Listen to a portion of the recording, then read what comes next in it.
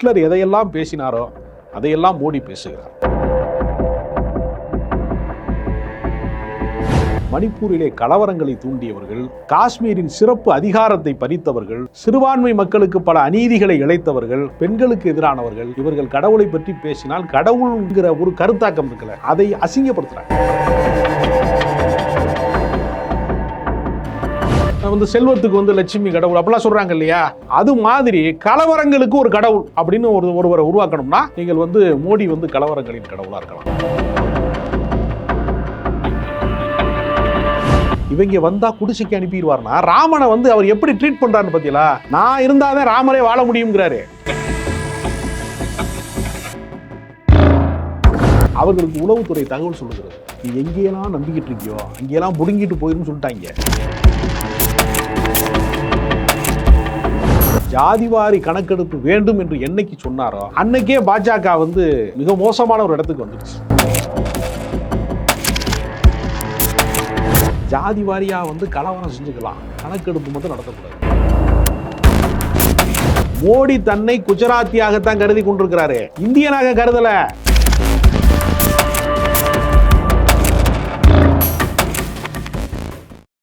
Rebel Tamil நேயர்களுக்கு வணக்கம். தமிழ்நாட்டில் இந்தியாவில் நடக்கக்கூடிய பல்வேறு அரசியல் விவாதங்கள் குறித்து நம்மக்கிட்ட உரையாடுறதுக்காக ஆய்வாளர் பத்திரிகையாளர் திரு ராஜகம்பீரன் அவர்கள் வந்திருக்காங்க. வணக்கம் சார். சார், இப்போது நாடாளுமன்ற தேர்தல் தீவிரமாக நடந்துக்கிட்டு இருக்கு, இன்னும் ஒரு 10 நாளில் ரிசல்ட் வரப்போகுது. ஆனால் இப்படியான காலகட்டத்தில் நரேந்திர மோடி தன்னை கடவுளுக்கு நிகரானவராக பேசியிருக்காரு. இதை தேர்தலில் நேரத்தில் தன்னை கடவுளாக அவர் பேச வேண்டிய தேவை எங்கேருந்து வருது சார்? சர்வாதிகாரிகள் தங்களை கடவுளாக கருதி கொள்வது என்பது முதல் முறை அல்லது. நான் சொல்வதற்கு உனக்கு எதிர்கருத்தே தோன்றக்கூடாது என்று ஒருவன் எப்பொழுது நினைக்கிறானோ அப்பொழுது ஒன்று அவன் கடவுளாகி விடுகிறான், இல்லைன்னா ஃபாசிஸ்ட் ஆகி விடுகிறான். 2 இடத்தையுமே நிரப்பக்கூடிய தகுதி மோடிக்கு இருக்கிறது. கடவுள் நம்பிக்கையினுடைய பெயரால் அறியாத மக்களினுடைய அறியாமையை சுரண்டி அதை அதிகாரமாக மாற்றிக்கொண்டு அதிலே ஒரு சிம்மாசனத்தை தயாரித்தவர்கள் இவர்கள். சாமானிய மக்களுக்கான எந்த நலன்கள் குறித்தும் அவர்கள் சிந்திக்காதவர்கள். முழுக்க இந்த நாட்டில் அவர்கள் எதையெல்லாம் பேசுகிறார்கள், ஹிட்லர் எதையெல்லாம் பேசினாரோ அதையெல்லாம் மோடி பேசுகிறார்.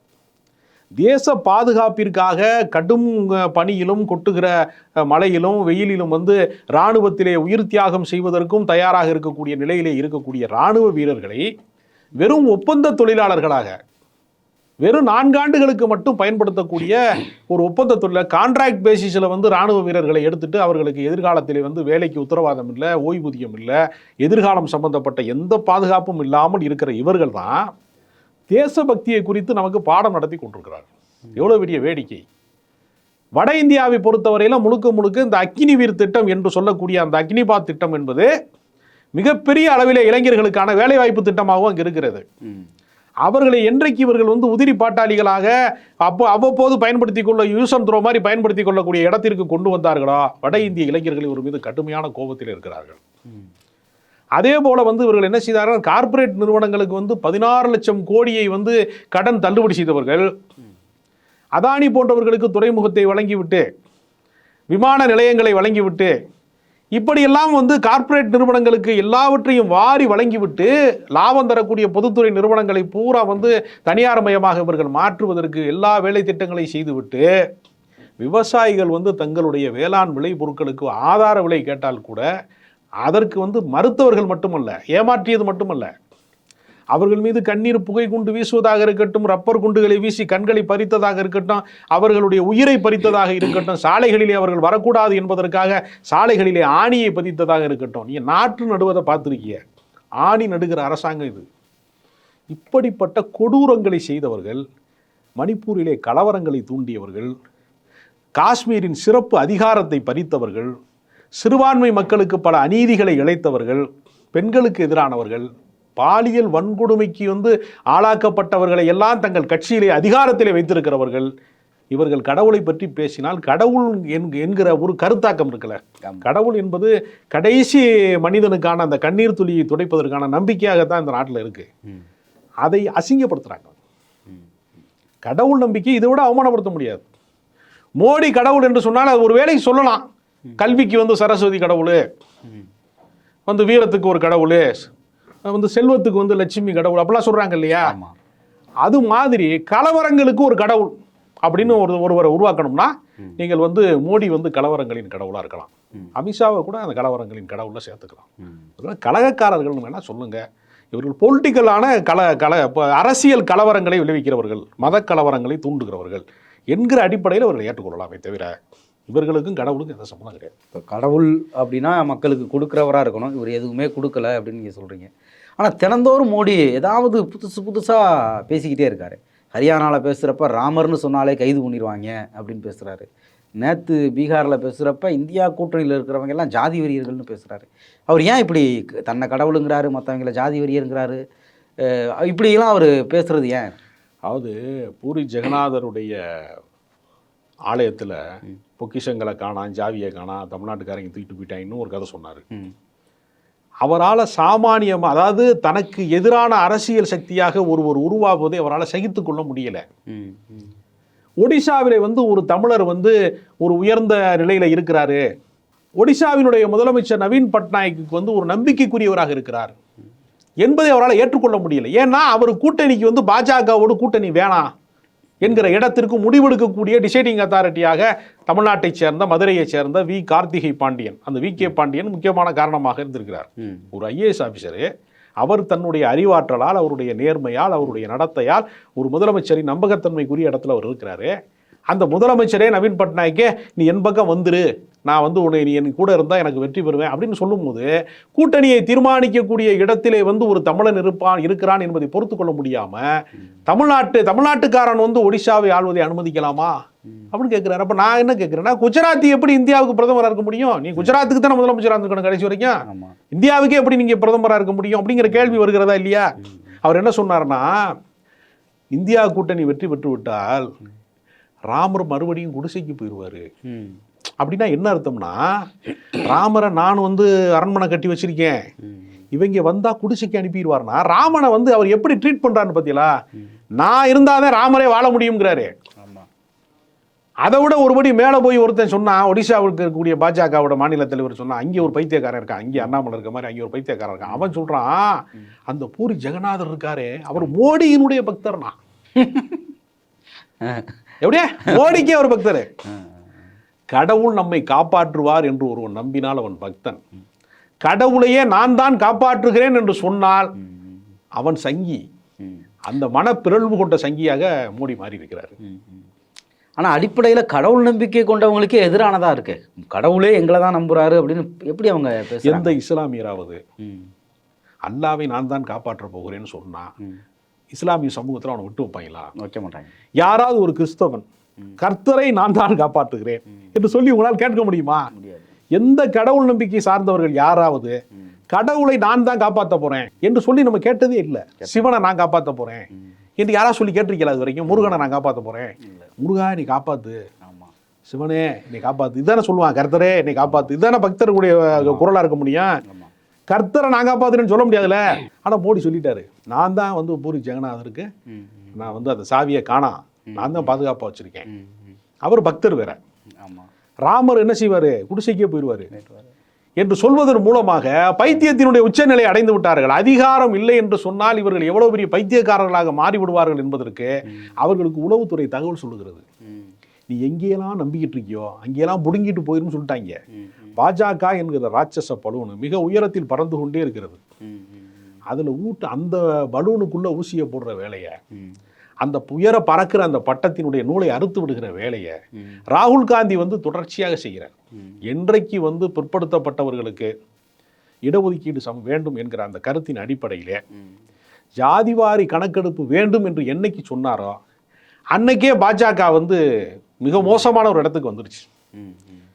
ஏன்னா உயர் சாதி நலன்கள், பார்ப்பன நலன்கள், ஆதிக்க சாதியினுடைய நலன்கள்ல சித்பவ பார்ப்பனர்களினுடைய நலன்களை பாதுகாக்கிற RSS என்கிற ஒரு அமைப்புக்கு அடியாள் வேலை பார்ப்பதற்கு மட்டும்தான் பிற்படுத்தப்பட்டவன் இருக்கணுமே தவிர அவன் அதிகாரத்துக்கு வந்து விடக்கூடாதுங்கிறது அவருடைய கோட்பாடு.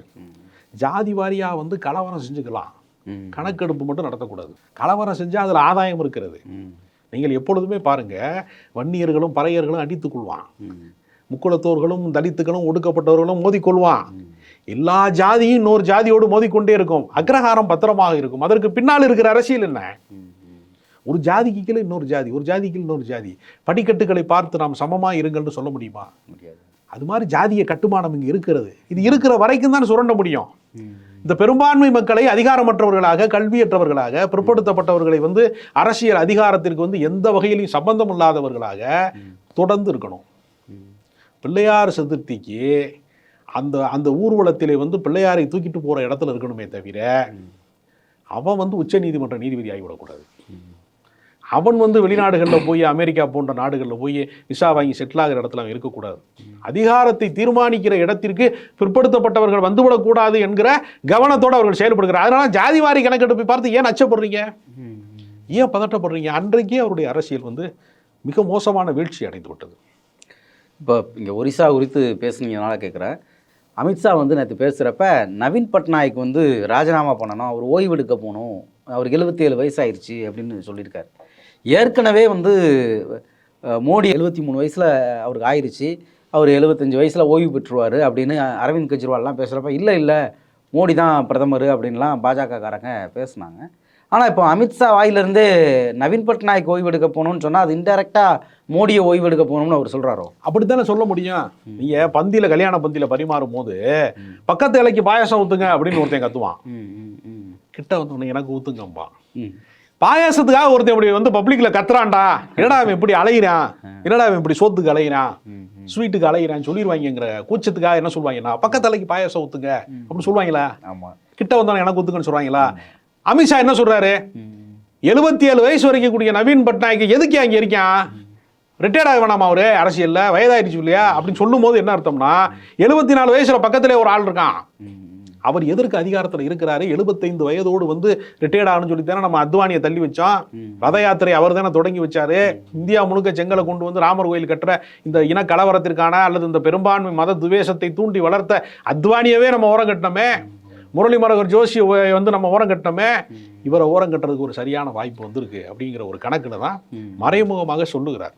அவருக்கு புரியும்னு புரிகிற பாஷையில் சொல்லியிருக்காரு. அது அதனால சரியான முடிவை நோக்கி அமித்ஷா நகர்ந்து கொண்டு இருக்கிறார். இப்போ இன்னொன்று என்ன அப்படின்னா, நீங்கள் இந்த ஒரிசா குறித்து பேசுகிறப்ப இன்னொன்று சொன்னீங்க. இப்போ பாஜக வந்து ஒரு அகில இந்திய ஒரு தேசிய கட்சியாக இருக்குது. ஒரு தேசிய கட்சி இப்படி வந்து ஒரிசாவில் தமிழர் ஆள்றப்பனா நம்ம ஊரில் நாம் தமிழர் கட்சி பேசுகிற மாதிரி ஒரே நாடு, ஒரே தேர்தல், ஒரே ரேஷன் கார்டு, ஒரே கடவுள் வரைக்கும் பேசினவங்க இன்றைக்கி வந்து அதுவும் அதோடைய பெரிய அதிகாரம் பொருந்திய தலைவர்களே பேசுகிறாங்க. அமித்ஷா பேசுகிறாரு, மோடி பேசுகிறாரு. இவங்கெல்லாம் இந்த மாதிரி குறுகிய பிராந்தியவாதம் பேசுகிறதுக்கான இடம் அப்படிங்கிறது வந்து அப்போ இவங்க இவ்வளோ நாளும் பேசின இந்திய ஒற்றுமை அப்படிங்கிறதுலாம் ஒரு ஃபேக்கா? இலகணேஷ் எதுக்கு வேற மாநிலத்தில் போய் ஆளுநராக இருக்காரு? தமிழிசை சவுந்தரராஜன் வந்து தெலுங்கானாவில் போய் ஆளுநராக இருந்தாங்க. இப்படிலாம் நிறைய கேள்விகள் இருக்கிறது. உத்தரகாண்டை சேர்ந்தவர் தானே யோகி ஆதித்யநாத், ஏன் உத்தரப்பிரதேசில் போய் முதலமைச்சராக இருக்க? நீ குஜராத்தியை சேர்ந்தவன், நீ எதுக்கு வந்து வாரணாசியில் போய் நிற்கிறீங்க? நீங்கள் உத்தரப்பிரதேசில் அங்கே உங்களுக்கு என்ன வேலை? இன்று பல கேள்விகள் இருக்கிறது இதற்கு பின்னால. அப்ப அவர்கள் என்ன செய்யறாங்கன்னா, மோடி தன்னை குஜராத்தியாகத்தான் கருதி கொண்டிருக்கிறாரு, இந்தியனாக கருதல. இந்தியன் என்கிற உணர்வை வந்து பாஜக காரர்கள் வந்து இவ்வளவு நாள் பேசியது பொய் என்பதற்கு சாட்சியமே இதுதான். அவர்கள் மாநில துவேஷங்களை பேசுறாங்க. அப்ப சீமான் லெவல்ல தான் இவங்க எல்லாருமே இருந்திருக்கான், அதை தாண்டியே இவங்க கிடையாது. சீமானுடைய அரசியலை தமிழ்நாட்டு மக்கள் இங்கே வச்சிருக்கான், பாஜகவுக்கு கீழே வச்சிருக்கான் தமிழ்நாட்டில். இவங்க என்ன செய்யறாங்கன்னா, இதே வந்து இன கோட்பாட்டுகளை, இனவெறி அரசியலை வந்து அங்கே போய் பேசுறான். அப்போ ஒவ்வொரு மாநிலத்தை சேர்ந்தவர்களும் அவரவர்கள் மாநிலத்துக்குள்ளதான் இருக்கணும்னா, குஜராத்தியை சேர்ந்தவர் எப்படி வந்து இந்தியாவிற்கு 10 ஆண்டு காலம் ஏன் பிரதமராக இருந்தார் என்கிற கேள்வியும் அதற்குள்ள இருக்கிறது. அதனால இவர்கள் அரசியல் என்பது என்னன்னா, தென்னிந்தியாவுக்கும் வட இந்தியாவிற்கும் துவேஷத்தை பரப்புவது.